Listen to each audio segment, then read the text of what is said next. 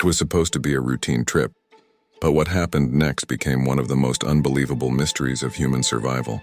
On October 13, 1972, Uruguayan Air Force Flight 571, carrying a rugby team, their families, and friends, took off for Chile. Everything seemed normal until the Andes Mountains swallowed the plane. The pilots believed they had already crossed the mountains, but they were wrong, deadly wrong. A calculation mistake pushed the aircraft directly into towering peaks hidden under clouds. Suddenly, a violent jolt, the right wing torn off, then the tail. The fuselage shattered through the snow and slid like a metal coffin into the icy valley.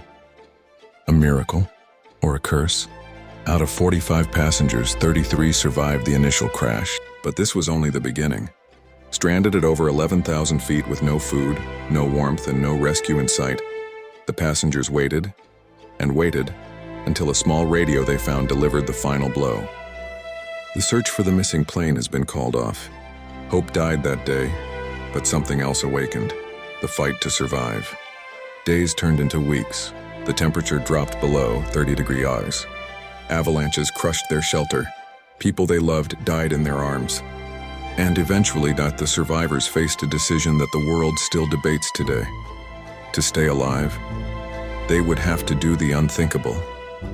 Using the frozen bodies of those who had died, they kept themselves alive long enough to attempt a final escape.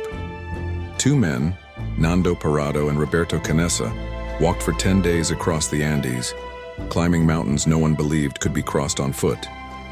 Against every odd imaginable, they found help. After 72 days, the world learned the truth. 16 survivors were rescued, after nearly 3 months trapped in some of the most brutal terrain on Earth. To this day, Flight 571 is remembered not only as a crash, but as one of the most shocking survival stories ever recorded. A story of tragedy, mystery, and the extreme lengths humans can go when the only other option is death.